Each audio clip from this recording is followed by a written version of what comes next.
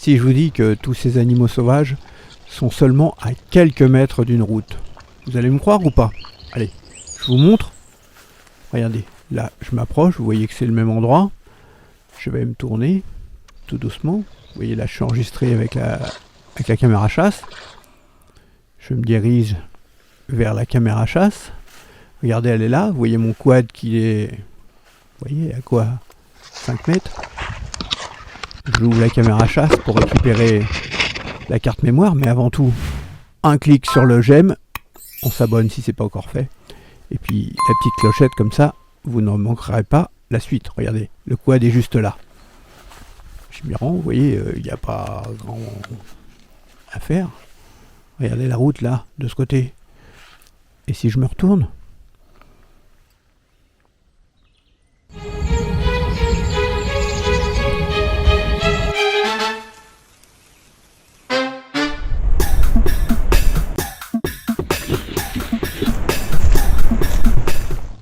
Bonjour les amis, si vous avez envie de voir de jolies images d'animaux sauvages et des animaux sauvages filmés à seulement quelques mètres d'une route, vous êtes au bon endroit.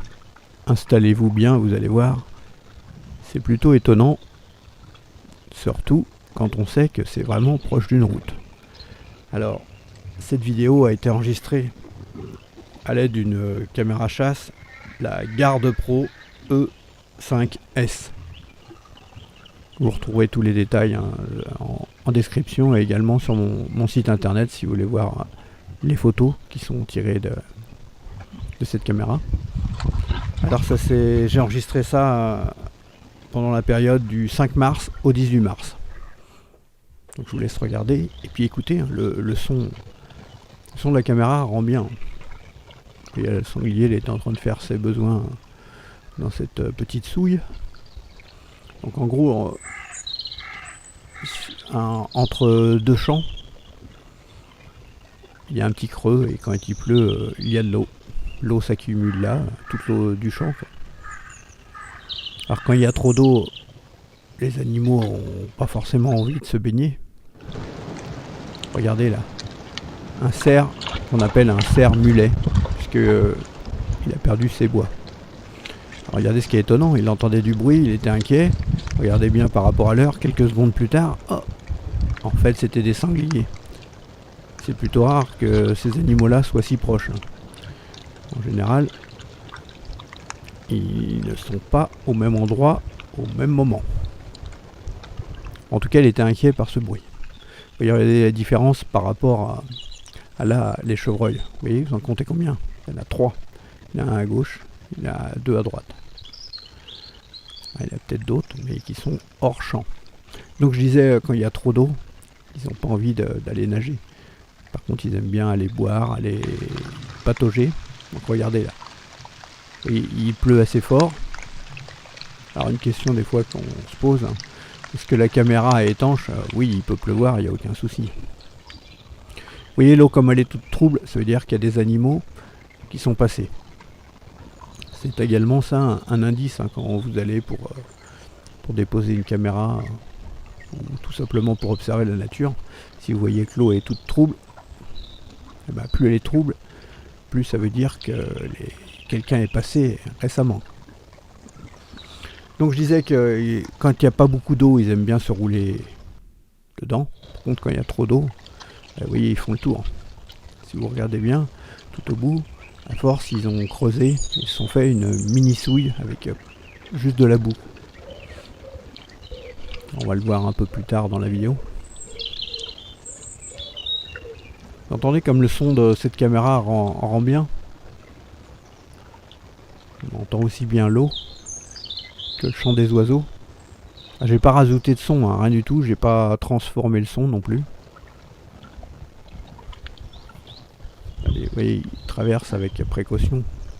Vous voyez, sur la droite, il hésite, le sanglier. Va-t-il traverser ou pas? Alors, c'est pas parce qu'il a froid, mais ils aiment pas spécialement nager. Ils vont nager quand... Par exemple, à la chasse, il y a des chiens qui leur courent après, là, ils vont pas hésiter à sauter dans une rivière. Sinon, ils n'ont pas spécialement envie de nager.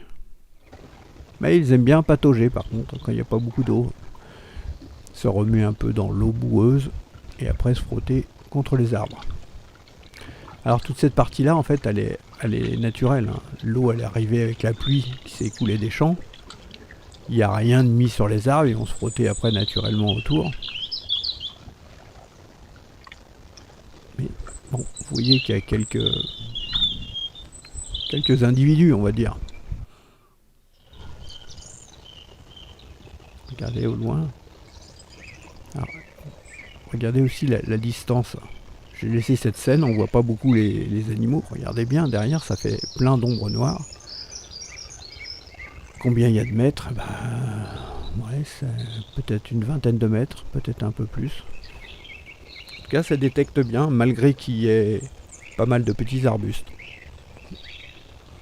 Ah oui, des fois, on pense que ça s'est déclenché pour rien, mais non. Vous voyez la petite souille que je vous disais? Ils ont creusé pour avoir juste un espace avec plein de boue. Vous voyez, avec leur groin, et après ils se couchent dedans. Chacun leur tour. Alors là, c'est pas, il fait pas nuit noire, c'est moitié la tombée de la nuit, hein, 19h32. Ce qui fait des images vraiment superbes, en noir et blanc, mais je trouve qu'elles sont vraiment très jolies. Alors quand c'est la nuit complète, elles sont bien, mais là quand c'est entre les deux, je trouve que les caméras chat sont super rendues. Surtout celle-ci.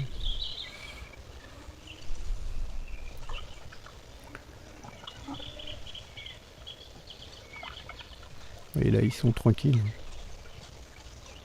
Alors c'est au bord d'une route, mais bon, je précise quand même, c'est pas une route où il y a beaucoup de voitures, hein, toute la journée. Et regardez là, ils sont là avec des petits marcassins, ils sont tout jeunes, ils sont nés il n'y a pas longtemps. 1, 2, 3, 4, 5 je pense. Vous arrivez à compter? Bon.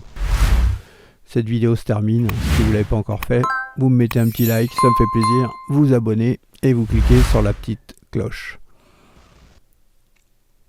On retrouvera d'autres vidéos et d'autres tests de caméra. Dites-moi en commentaire ce que vous avez pensé de cette vidéo. A bientôt, au revoir.